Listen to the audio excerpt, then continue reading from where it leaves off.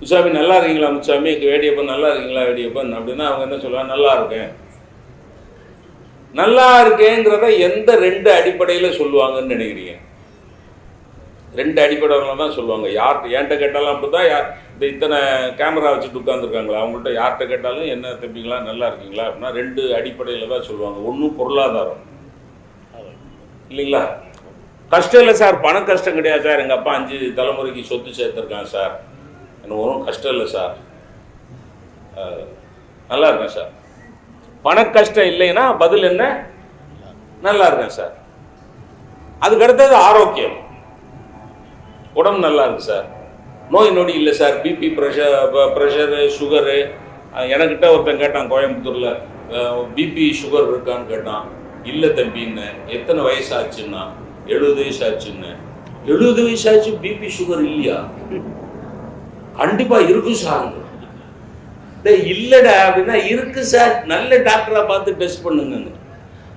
அவனுக்கு எனக்கு BP sugar வந்தாதான் அவன் சந்தோஷமா இருப்பான். அப்ப நோய் இல்லைன்னா என்ன பதில், நல்லா. இப்ப நல்லா கவனிங்க, நல்லா இருக்கியான்னு கேட்டா பணம் செழிப்பா இருந்தா வளமா இருந்தா நல்லா இருக்கேன், ஆரோக்கியம் வளமா இருந்தா நல்லா இருக்கேன். ரைட். இப்போ ஒருத்தன்ட்ட பணம் நிறைய இருக்கு அவன் நல்லா இருக்கான், ஒருத்தன்ட்ட ஆரோக்கிய நோய் நொடியே இல்லை அவன் நல்லா இருக்கான்.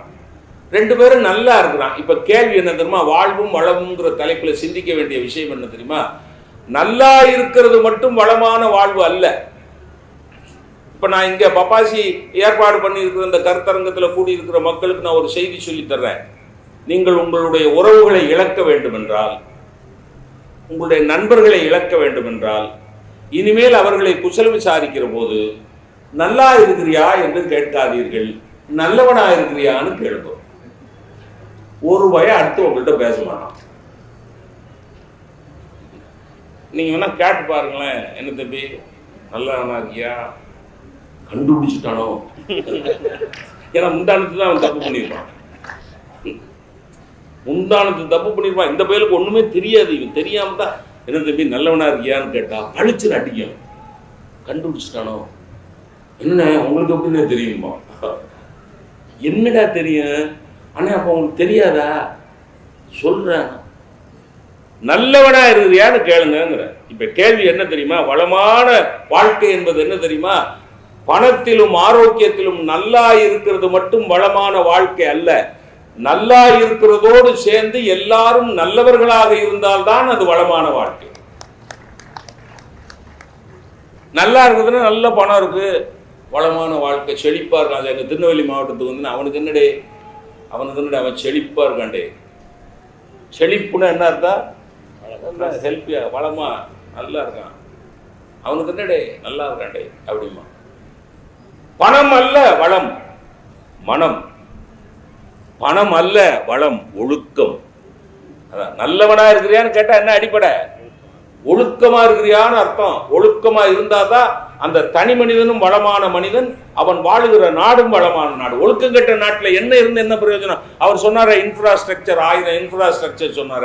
மக்களிடத்துல ஒழுக்கம் இல்லை என்றால் எந்த இன்ஃப்ராஸ்ட்ரக்சர் இருந்தால் என்ன, இல்லாவிட்டால் என்ன, அந்த நாடு எப்படி வளம் பெறும்? புரியுதுங்களா? இன்ஃப்ராஸ்ட்ரக்சர் அல்ல வளத்துக்கு அடிப்படை, இன்டர்னல் ஸ்ட்ரக்சர். என் மனசுக்குள்ள இருக்கிற ஸ்ட்ரக்சர் நல்லா இருக்கணும்,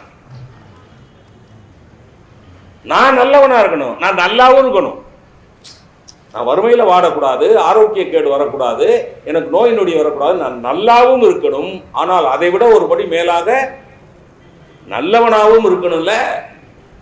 நான் நல்லாவும் இருந்து நல்லவனாகவும் இருந்தாதான் அது வளமான வாழ்க்கை. அதுக்கு அடிப்படை ஒழுக்கம். ஒழுக்கம். பணம் பணம் பணம்னு அலையக்கூடாது. பணம் வேணுமானால் வசதிகளை கொடுக்கும் நண்பர்களே, வசந்தத்தை கொடுக்காது. பணம் வசதிகளை கொடுக்கும். மகாகவி பாரதியை பற்றி சொன்னார்களே மல்லூரி அவர்கள், மகாகவி பாரதிக்கு என்ன வசதி இருந்தது? என்ன வசதி இருந்தது? நல்ல சாப்பாடு கிடையாது, நல்ல துணிமணி கிடையாது. ஆனா அவன் என்ன பாடுறான் பாருங்க, அவன் வாழ்க்கை பூரா சிரமப்பட்டுக்கிட்டே இருந்தான், அவன் வாழ்க்கை பூரா கஷ்டப்பட்டுக்கிட்டே இருந்தான், வருத்தப்பட்டுக்கிட்டே இருந்தான். ஆனா அவன் என்ன பாடுறான்? அவர் சொன்ன பாட்டு தான், காக்கை குருவி எங்கள் ஜாதி நீள் கடலும் மலையும் எங்கள் கூட்டம். எல்லாம் எங்கள், உங்களையும் என்னையும் சேர்த்துக்கிட்டு. காக்கை குருவி எங்கள் ஜாதி, நீள் கடலும் மலையும் எங்கள் கூட்டம், நோக்கும் திசையெல்லாம் நாமன்றி வேறில்லை, நோக்க நோக்க கொண்டாட்டம். சாப்பாட்டுக்கு வழி இல்லை,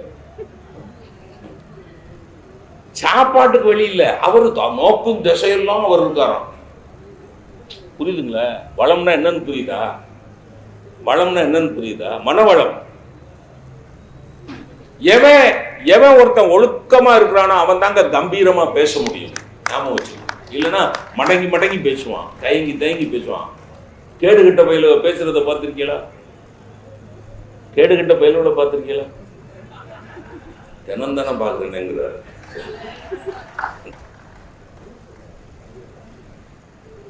ஒழுக்கம் கெட்டவன் தலை நிமிர்ந்து பேச மாட்டாயா? நீங்க வேணா பாருங்க, எவன் ஒழுக்கத்தோட வாழ்றானோ அவன் தான் கண்ணுக்கு கண்ணு பார்த்து பேசுவான். இவரை பார்த்து, பிருந்தாவை பார்த்து பேசுறேன்னா கண்ணுக்கு கண்ணு நான் நேர பார்த்து பேசுனா நான் ஒழுக்கமா, அதான் அளவுகோல்.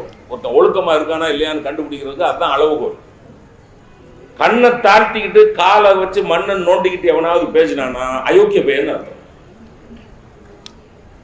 பேசுனா பாருங்க, காக்கை குருவி எங்கள் ஜாதி, நீள் கடலும் மலையும் எங்கள் கூட்டம், நோக்கும் திசையெல்லாம் நாமன்றி வேறில்லை, நோக்க நோக்க கொண்டாட்டம். அதோட இன்று புதிதாய் பிறந்தோம், இன்று புதிதாய் பிறந்தோம் என்ற எண்ணம் அதை திண்ணமுறை வளர்த்து கொண்டு தின்று விளையாடி இன்புற்று இருந்து வாழ்வி. எதுவுமே அவனுக்கு இல்லை.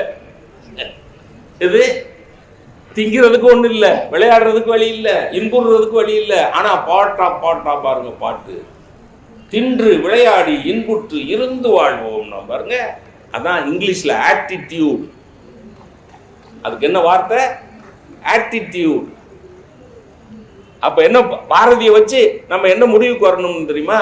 வறுமை ஒருவனுடைய வளத்தை பறிப்பதற்கு அல்ல, பறிக்க முடியாது. உதாரணம் பாரு, நம்ம பாருங்க எல்லா வசதியும் வச்சுக்கிட்டு அசதியாவே வாழ்றோம்.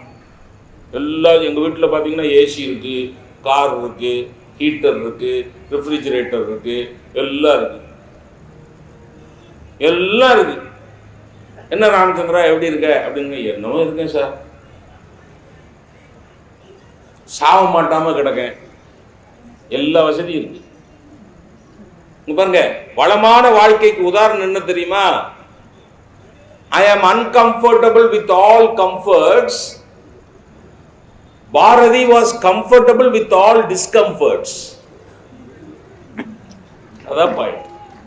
எல்லா அசௌகரியங்களுக்கும் மத்தியில் சௌகரியமாக வாழ்ந்தான் பாரதி. எல்லா சௌகரியங்களுக்கும் மத்தியில் அசௌகரியமாகவே வாழ்கிறோம் நாம். ஆக பொருட்களில் அல்ல வளம். வளம் என்பது, எங்க வீட்டில் இருக்க ஃப்ரிட்ஜ் இருக்கு சார், டபுள் டோர் சார், திறந்தீங்கன்னா ஆவியா வரும் சார்,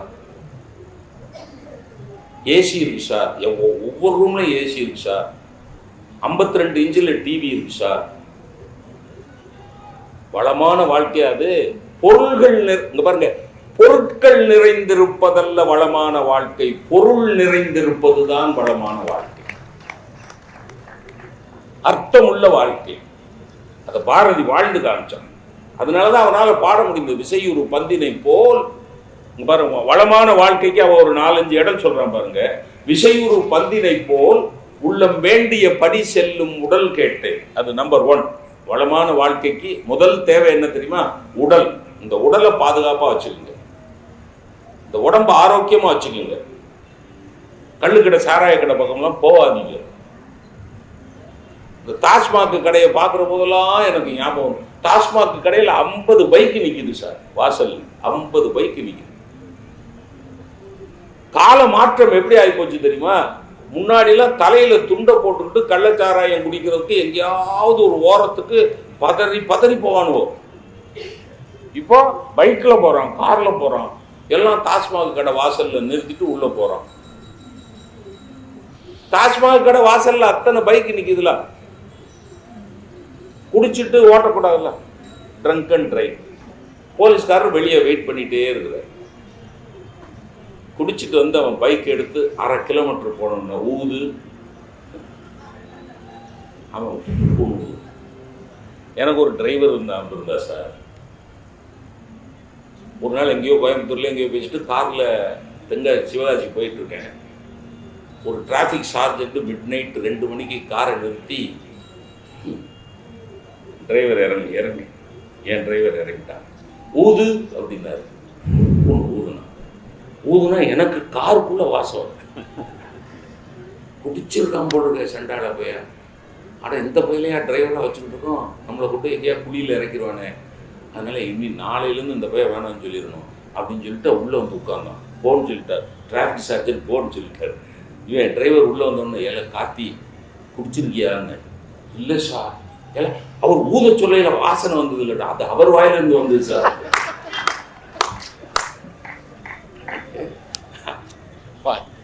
அவர் குடிச்சிட்டு தான் டிராஃபிக் ரெகுலேட் பண்றாரு. குடிச்சிட்டு வண்டி ஓட்டுறது குற்றம்னா குடிக்கிறதுக்கு வண்டியில வர்றதும் குற்றம் தானே. வண்டியில குடிக்க வந்தா குடிச்சிட்டு எதுல போவான்? வண்டியில தானே போவான். அப்ப என்ன பண்ணணும்? டாஸ்மாக் வாசல்ல இருக்கிற பைக்கை பூரா லாக் பண்ணணும். ஏர்போர்ட்ல லாக் பண்றீங்கள, நோ பார்க்கிங்ல நிறுத்தினா. ஏர்போர்ட்ல நோ பார்க்கிங்ல நிறுத்தக்கூடாத இடத்துல நிறுத்தினீங்கன்னா ஒரு இல்ல. அது மாதிரி டாஸ்மாக் வாசல் நிற்கிற வாகனத்துக்கு பூரா என்ன பண்ணணும்? லாக் போடணும். அந்த லாக் போட வர்ற போலீஸ்காரர் குடிக்காம வரணும். That is all the more important. அவர் குடிச்சிட்டு வந்துட்டு அவர் பைக்லேயே லாக்கை போட்டு அவரே எடுக்க முடியாம திணறப்படாது. போடு சார், குடிக்க கூடாது சார், உடம்பு முக்கியம் சார். விஷயூறு பந்தினை போல் உள்ளம் வேண்டியபடி செல்லும். என் மனசு என்ன நினைக்குதோ அதுபடி என் உடம்பு ஆடணும். எனக்கு 73 வயசா, நின்று பேச முடியல, உட்கார்ந்தான் பேசுறேன்னு. ஏன் என் மனசு நின்று பேசணும்னு ஆசைப்படுது, ஆனா உடம்பு ஒத்துழைக்க மாட்டேங்குது. பாரதி அதை ஒத்துக்கல. விசையுறு பந்தினை போல் உள்ளம் வேண்டியபடி செல்லும் உடல் வளமான வாழ்க்கையின் அடையாளம். உடம்பு ஆரோக்கியம். ஒன்னு சொல்றேன் சகோதர சகோதரிகளே, நீங்க என்ன நினைக்கிறது? ஏன் உடம்பு ஏன் இஷ்டப்படி வச்சுக்குவேன்னு நினைக்காதீங்க. உடம்புங்கிறது உங்க உடம்பு இல்ல, அது சமூக ப்ராப்பர்ட்டி, சமூகத்தோட சொத்து. நான் இன்னைக்கு சமூக செய்தியா, இன்னைக்கு சோசியல் மெசேஜா சொல்றேன். பஸ்ஸை எரிச்சா கைது பண்ணுவீங்கன்னா, பஸ்ஸை எரிக்கிறது குத்தம்னா, சாராயம் குடிச்சு சிகரெட்டு குடிச்சு உடம்பை கெடுத்துக்கிறதும் குத்தம் தான். பஸ்ஸை எரிக்கிறவனை கைது செய்யற மாதிரி குடிக்கிறவன் சிகரெட் குடிக்கிறவன் எல்லாரையும் கைது செய்யணும். ஏன்னா உடம்புங்கிறது ப்ராப்பர்ட்டி சார், சோசியல் ப்ராப்பர்ட்டி. உடம்பு என் உடம்பு இந்த எனக்கு சொந்தமானதல்ல, என் குடும்பத்துக்கு மட்டும் சொந்தமானதல்ல, இந்த சமூகத்துக்கு சொந்தமானது. என் உடம்பு நல்லா இருந்தால் தான் மேடையில் ஏறி 1 மணி நேரம் பேச முடியும். நான் பேசினா சில செய்திகள் சமூகத்துக்கு போகிறது என்று சொன்னால், என் உடம்பை வைத்து நான் செய்யக்கூடிய காரியத்தின் அடிப்படை நோக்கம் இந்த சமூகத்தினுடைய வளர்ச்சி. அந்த சமூகம் வளர வேண்டும் என்றால் என்னுடைய உடம்பு ஆரோக்கியமா இருக்க வேணுமா இல்லையா? அதைத்தான் பாரதி சிந்திச்சான். விசையுறு பந்தினை போல் உள்ளம் வேண்டியபடி செல்லும் உடல் கேட்டேன். அடுத்தது வளமான வாழ்க்கைக்கு அடுத்தது நசையறு மனம் கேட்டேன். நசையறு மனம்னா கண்டதுக்கு ஆசைப்படக்கூடாது. மனசு கண்டதுக்கு ஆசைப்படக்கூடாது. இப்போ கார் வாங்கணும்னு ஆசை இருந்தா, என் வருமானத்துக்குள்ள என் பென்ஷன் வாங்குறேன், அந்த பென்ஷனுக்குள்ள ஒரு டிசையர் வாங்கலாம். கார் வாங்கணுங்கிறது டிசையர். நம்ம வருமானத்துக்குள்ள என்ன வாங்கலாம்? டிசையர் வாங்கலாம். ஒரு 7 லட்சம் 8 லட்சத்துக்குள்ள வாங்கலாம் லோன் போட்டு. அது லோனுக்கும் கடனுக்கு என்ன வித்தியாசம்னு ஒருத்தன் என்கிட்ட கேட்டான். லோனுக்கு கடனுக்கு என்னடா வித்தியாசம்? 2 ஒன்று தான். ஆச்சு என்ன இப்படி சொல்றிய? கடன் வேற லோன் வேற. 2 ஒன்று தான்டா. தமிழ்ல சொன்னா கடன்றா, இங்கிலீஷ்ல சொன்னா லோன்றா அப்படின்னு. 2 ஒன்று கிடையாது, வேற வேற. எப்படிடானா? லோன் வாங்கினா கட்டணும்னு அவசியம் இல்லை, கடன் வாங்கினா கட்டணும். கடன் வாங்கினா கட்டணும், லோன் வாங்கினா கட்ட வேண்டிய அவசியம். இந்த தத்துவத்தை உனக்கு யாரா சொன்னா? மல்லையாங்கிறான். இந்த தத்துவத்தை உனக்கு யாரா சொல்லி கொடுத்தானா? மல்லையாங்கிறான். கடனை போட்டு லோன் சார், லோனை ஒன்று. இன்னொரு செய்தி சொல்றேன். உங்கள்கிட்ட என்ன வருமானம் இருக்கோ அதுக்குள்ள கேஷ் பேமெண்ட் கொடுத்து ஏதாவது பொருள் வாங்க முடிஞ்சா உங்க குடும்பத்துக்கு அந்த பொருளை மட்டும் வாங்குங்க. அந்த பொருளை வச்சு நீங்க வளமாக வாழலாம். லோன் போட்டு வாங்காதீங்க. லோன் இன்னைக்கு என்னை கொல்ல போறாங்க. நான் மேடை விட்டு இறங்கணும். என்ன எல்லாருக்கும் எதிராக பேசிக்கிட்டு இருக்கேன். குடிகாரங்களுக்கு எதிராக பேசிக்கிட்டு இருக்கேன். தவணை கம்பெனிக்கு எதிராக பேசிக்கிட்டு இருக்கேன். லோன் போட்டு ஒரு பொருளை வாங்கினீங்கன்னா லோன் முழுக்க கட்டி முடிக்கிற வரைக்கும் அது உங்க பொருள் இல்லை. கார் வாங்கணும்னு ஆசை வந்ததுன்னா ஒரு டிசையர் வாங்குவோம். வருமானத்துக்குள்ள வாங்கு. வருமானத்துக்குள்ள இன்னும் ஒன்று சொல்றேன். வருமானத்துக்குள்ள ஒரு டிசையர் கார் வாங்கினா அண்டை வீட்டுக்காரன் அயல் வீட்டுக்காரன் எல்லாம் கூப்பிட்டு பெருமை பீத்தாதீங்க. அது அவன் ஒரு கோயிலும் நம்மளை வாழ்த்த மாட்டான். இப்போ நான் கார் வாங்கிட்டு என் பக்கத்து வீட்டுக்காரன் விட்டானே டிசைர் வாங்கியிருக்கேனே அப்படின்னா கங்க்ராச்சுலேஷன்ஸ் சும்மா நாக்கு உதட்டில் தான் சொல்லுவான், உள்ளுக்குள்ளே பொறுமுவான். நம்ம சைக்கிளில் போய்கிட்டு இருக்கோம், இவன் கார் வாங்கிட்டானே, இவ்வளவு கருப்பாக இருந்துக்கிட்டு கார் வாங்கிட்டானே. கார் வாங்குறதுக்கும் கருப்புக்கும் என்னடா கனெக்ஷன்? நான் இவ்வளோ சிவப்பாக இருக்கேன், என்னால் கார் வாங்க முடியல, இந்த பையன் கருப்பாக இருந்துக்கிட்டு கார் வாங்கிட்டானே. சொல்லாதீங்க, யார்ட்டும் சொல்லாதீங்க. நீங்களா இன்னும் சில பேர் இருக்காங்க, அண்ணே டிசைராக வந்தீங்க மைலேஜே இருக்காதானே. அதாவது நம்ம கார் வாங்கினதே சந்தோஷத்துக்கு தானே வாங்கினோம், அந்த சந்தோஷத்தை ஒன்றும் இல்லாமல் ஆக்கிடுவாங்க. இதே நான் வாங்கினேன் மைலேஜே கொடுக்காதானேம்மா. அதில் அவன் மகன் ஒரு 18 வயசு பையன் நிற்பான், சண்டால பையன். அந்த பையன் அங்கிள் ஏர் பேக் இருக்கு அப்படிமா. ஏர் பேக் இல்லையடா, ஆக்சிடென்ட்ல செத்து போவீங்க அங்கிள். இதுக்கா டிசைர் வாங்கினேன்? நசையறு மனம், கண்டதையும் வாங்கணும், கண்டதையும் குவிக்கணும். ரெண்டாவது வளத்துக்கான ரெண்டாவது விஷயுறு பந்தினை போல் உடல் வேண்டியபடி செல்லும் உடல் நசையறு மனம் கேட்டேன். அடுத்தது உயிர். உயிர்னா எப்படி இருக்கணும் தெரியுமா? சும்மா செத்த வேலை. உயிரோட இருக்கிறவனெல்லாம் உயிர் போட இருக்கானா? இந்த கேள்வி நல்ல ஒரு கேள்வி. உயிரோட இருக்கிறவனெல்லாம் உயிர் போட இருக்கானா? உயிர் போட இல்லாம உயிரோட இருந்தா அது வளமான வாழ்க்கை இல்லை. உயிர் போட, அதனாலதான் நடைப்பெணம்னு ஒரு வார்த்தை போட்டான் தமிழ்ல. பணம் எப்படி நடக்கும்? ஒருத்தர் பாடையில கட்டி இல்லை ஃப்ரீசர்ல வச்சு சுடுகாட்டுக்கோ இடுகாட்டுக்கோ கொண்டு போறான்.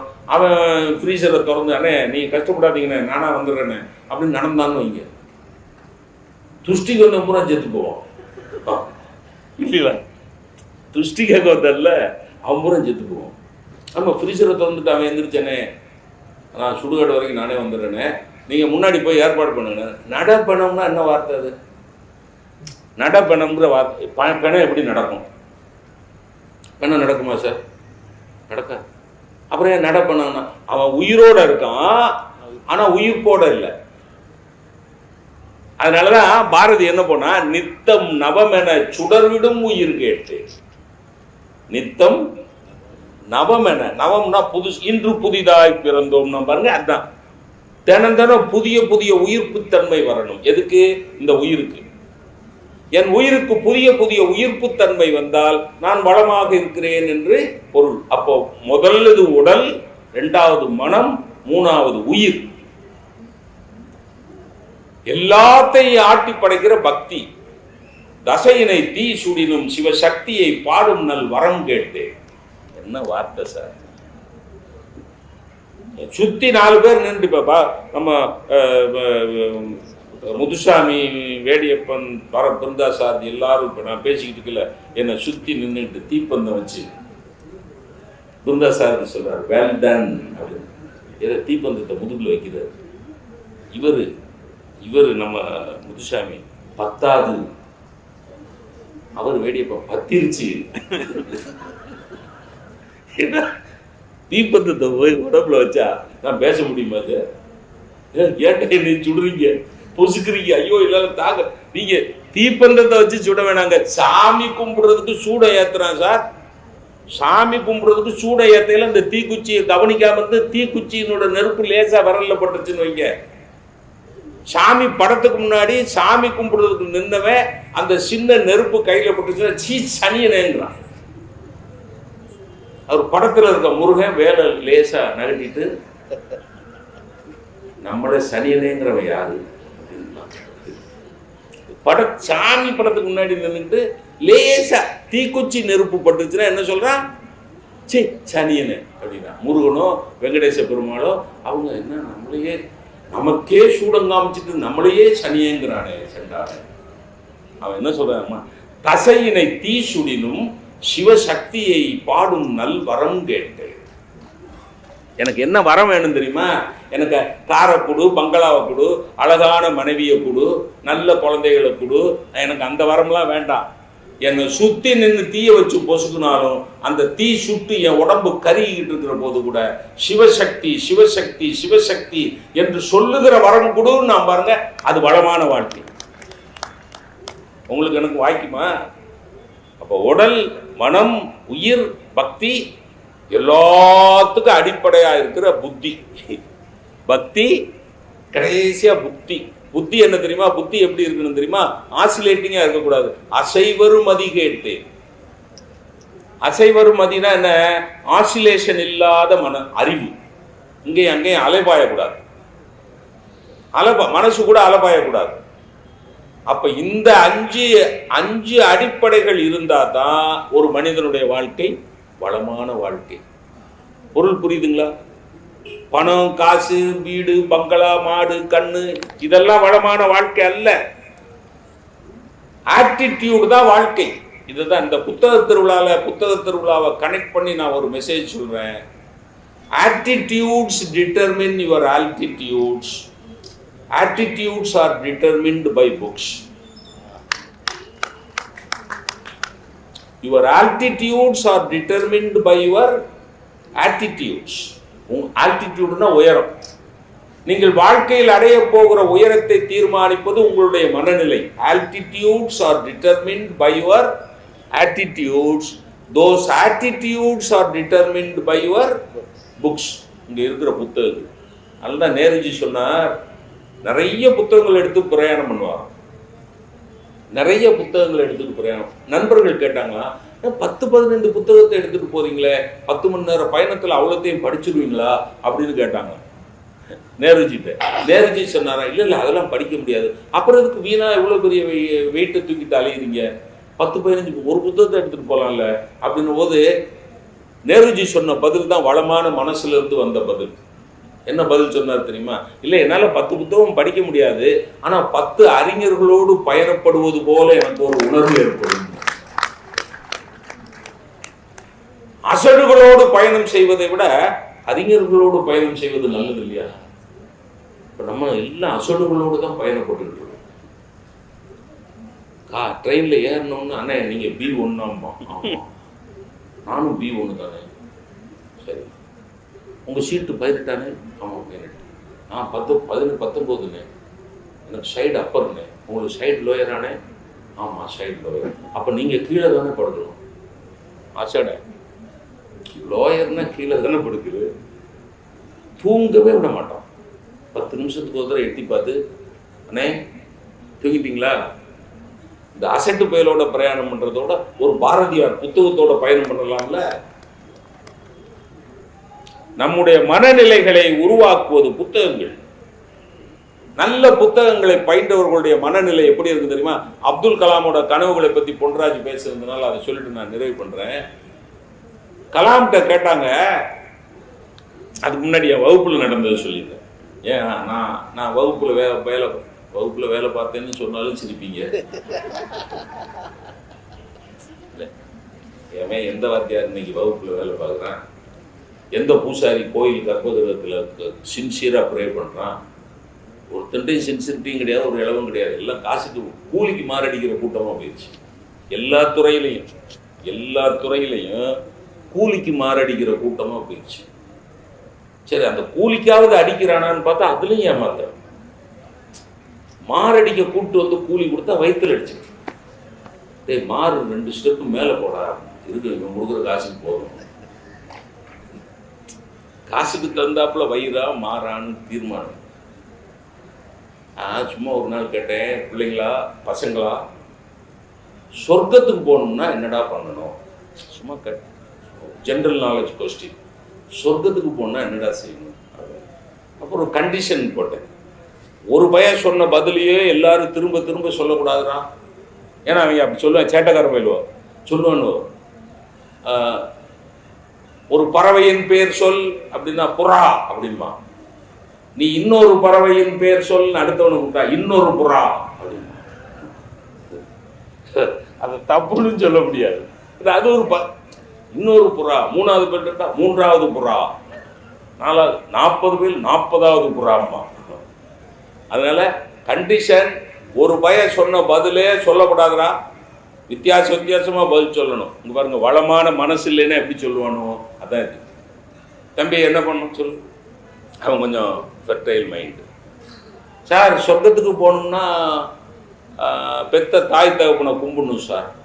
மாதா பிதா குரு தெய்வம் மாத்ரு தேவோ பவ பித்ரு தேவோ பவ ஆச்சாரிய தேவோ பவ உபனிஷத்தில் சொல்லியிருக்கு சார்.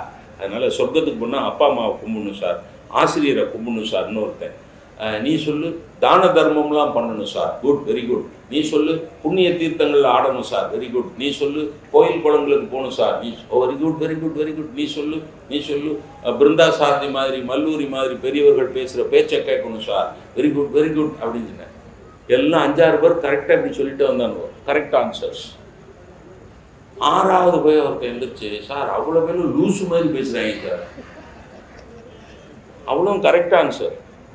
இது நான் சொர்க்கத்துக்கு போகணும்னா நல்லது செய்யணும், நல்லது நினைக்கணும், தான தர்மம் பண்ணணும், கோயில் குளத்துக்கு போகணும், இதெல்லாம் ஃபார்மல் ஆன்சர்ஸ். ஃபார்முலா சம்பிரதாயமாக சொல்கிற விடைகள். கரெக்டுன்னு சொல்லிட்டு அந்த போய் எழுந்திரிச்சு படாமல் அவனா சம்மன் இல்லாமல் ஆஜராகலாம். அவனா எழுந்திரிச்சு எல்லாம் லூசு பேர் மாதிரி பேசுகிறான் சார். என்னடா அவ்வளோ தப்பாக பதில் சொல்கிறான் சார். ஆன்சர் கரெக்டாக இருக்கும் சார். சொல்லு சார், சொர்க்கத்துக்கு போகணும்னா முதல்ல செத்து போகணும் சார். இங்கே பாருங்க, கவனம் வைங்க. செத்து போனதான் சொர்க்கம்ங்கிறதே தப்பு. பாரதிய பதில் சொன்னான், செத்த பிறகு சிவலோகம் வைகுந்தம் சேர்ந்து விடலாம் என்று எண்ணி இருப்பர் பித்த மனிதர். கிறுக்கு பயவுள்ளையோ. செத்த பிறகு எங்க போவோமா? சிவலோகத்துக்கு போவோம், வைகுந்தத்துக்கு போவோம், கைலாசத்துக்கு போவோமா? சில பேர் நித்தியானந்தமா இருக்கணுங்கிறதுக்காக நான் கைலாசத்துக்கு போவேன். செத்த பிறகு கைலாசத்துக்கு போயிருக்கியா? நீ உயிரோட ஒரு ஆள் போயிட்டான்டா. உயிரோட ஒரு ஆள் போய் அங்கிருந்து மெசேஜ் மேல மெசேஜ் போட்டுக்கிட்டு இருக்கான். உயிரோட ஒருத்தன் போய் டெய்லி மெசேஜ் மேல மெசேஜ் போட்டு இன்டர்நெட்ல கனெக்டடாவே இருக்கான். ஆனா போலீஸுக்கு தெரியல எங்க இருக்கிறாங்கிறது. போலீஸுக்கு தெரியல சார். ஆனா டெய்லி மெசேஜ் போடணும். ஆனா அந்த ஆள்கிட்ட எனக்கு ரொம்ப பிடிச்ச, நான் இங்கிலீஷ் ப்ரொஃபஸருங்கிறதுனால அந்த ஆளோட இங்கிலீஷ் எனக்கு ரொம்ப பிடிக்கும். புரியுதுங்களா? அழகா இங்கிலீஷ் பேசுறார். அதுல இருந்து ஒரு தத்துவம் சொல்றேன். அழகா இங்கிலீஷ் பேசுறவங்கலாம் அறிஞன் இல்லை. எவன் ஒழுக்கமா வாழ்றானா அவன் தான் அறிஞன். ஆங்கிலம் பேசுறவங்கலாம் அறிஞன் கிடையாது. செத்த பிறகு சிவலோகம் வைகுந்தம் சேர்ந்து விடலாம் என்று எண்ணி இருப்பர் பித்த மனிதர் தான். இவன் சொன்னா செத்தாதான் சார் சுசு. ஒருவேளை இப்படி சொல்லி பாருங்க, his answer may be right, but his attitude is totally wrong. அதான் செய்தி. அவன் ஆன்சர் ஒருவேளை ரைட்டா இருக்கலாம், செத்த பிறகுதான் சொர்க்கம் போவோங்கிறது. ஆனா அவனுடைய மனநிலை அழுகி கிடக்கிறது. அவனுடைய விடை சரியாக இருக்கிறது, ஆனால் மனநிலை அழுகி கிடக்கிறது. இப்ப அதே சொர்க்கத்தை வச்சு அப்துல் கலாம் ஐயா பதில் சொன்னார். ஒரு கல்லூரியில போய் பேச போயிருக்கிற இடத்துல கல்லூரி குழந்தை ஒருத்தி கேட்டா, ஐயா நீங்க எங்கேயா பிறந்தீங்கன்னு கேட்டா. கலாம் சொன்னார், நான் சொர்க்கத்துல பிறந்தேன். நீங்க சொல்லுவீங்களா அப்படி? நீங்க எந்த ஊர்ல பிறந்தீங்கன்னா நீங்க பிறந்த ஊரை சொல்லுவீங்க. நான் மதுரைன்பேன்.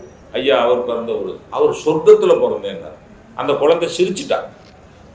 அந்த குழந்தை சிரிச்சுட்டு சொன்னா, சொர்க்கத்துல எப்படியா ஒருத்தங்க பிறக்க முடியும்? நான் சொர்க்கத்துல தான் பாப்பா பிறந்தேன். இப்படி ஐயா இந்திய வரைபடம் இருக்கான்னார். இருக்கு ஐயா, உள்ள இருக்கு, எடுத்துட்டு வா, இந்த டேபிள்ல விரிச்சு வை. இந்தியன் மேப் எடுத்து விரிச்சு வச்சார். அந்த குழந்தை விரிச்சு வச்ச உடனே கேட்டார், இந்த இந்திய வரைபடத்துல ராமேஸ்வரங்கிற ஊர் எங்க இருக்குன்னு பாருன்னார். அந்த குழந்தை அப்படியே தேடி பார்த்து கீழே இருக்குதியா. சரி, இது என்ன படம்? இந்தியாவோட வரைபடம். இந்தியாவை என்ன உறவு சொல்லி கூப்பிடுறோம்? இந்திய தாய், பாரத தாய். அப்போ இது தாயோட படம். இதை இந்திய வரைபடம்னு சொல்லாத, இது தாயுடைய படம். ராமேஸ்வரம் எங்க இருக்கு? கீழே இருக்கு. ஒரு உருவத்துல, ஒரு உடல்ல கீழே இருக்கிற பாகம் எது? எது? கால், பாதம்.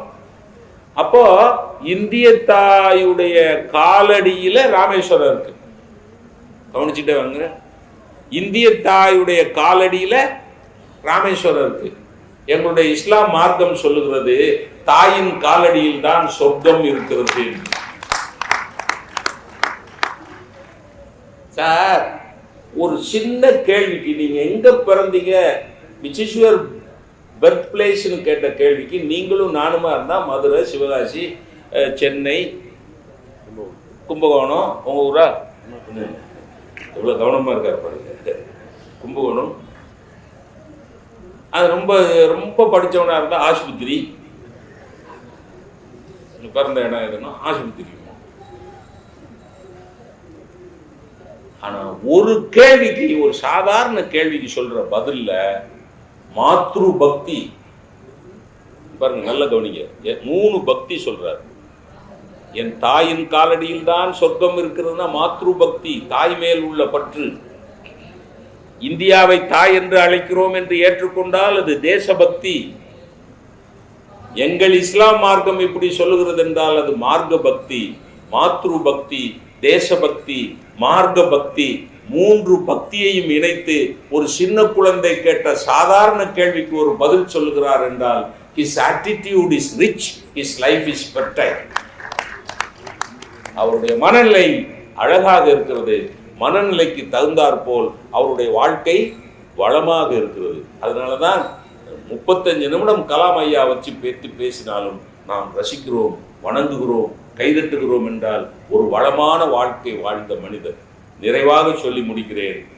உங்களுடைய வாழ்க்கை வளமாக இருக்க வேண்டும் என்றால் 4 உறவுகளை நீங்கள் கவனமாக பார்த்து கொள்ளுங்கள். நானும் என்னையும் சேர்த்துதான், எல்லாரையும் சேர்த்துதான். 1, எனக்கும் எனக்குமான உறவு. ரொம்ப பேர் இதை கவனிக்கிறதே இல்லை. எனக்கும் எனக்குமான ஒரு உறவு இருக்க வேண்டும். நீ யார் உலகத்தில் நீ யாரை உலகத்தில் அதிகம் நேசிக்கிறாய் என்று கேட்டால் எல்லாரும் காதலியை நேசிக்கிறேன், ஃப்ரெண்டை நேசிக்கிறேன், அப்பாவை நேசிக்கிறேன். நான் என்னைத்தான் நேசிக்கிறேன் என்று சொல்லி பழகுங்கள். உங்களுடைய வாழ்க்கை வளமாக இருக்கும். நான் I must love myself. First நான் என்ன நேசிக்கணும்.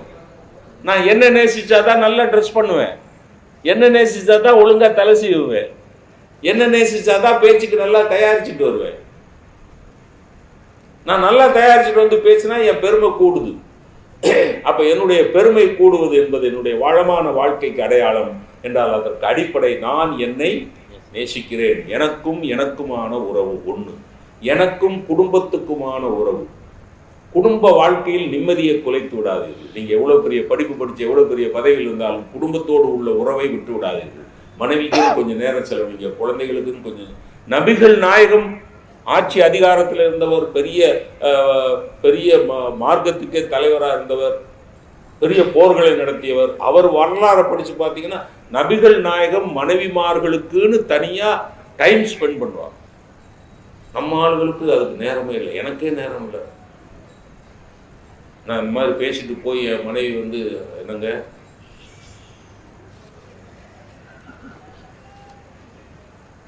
பேச மாட்டேன், ரொம்ப பேச மாட்டேங்க, மேடையில தான் பேசுவேன். ஏன்னா 10 நிமிஷத்துல சண்டை வந்துருது.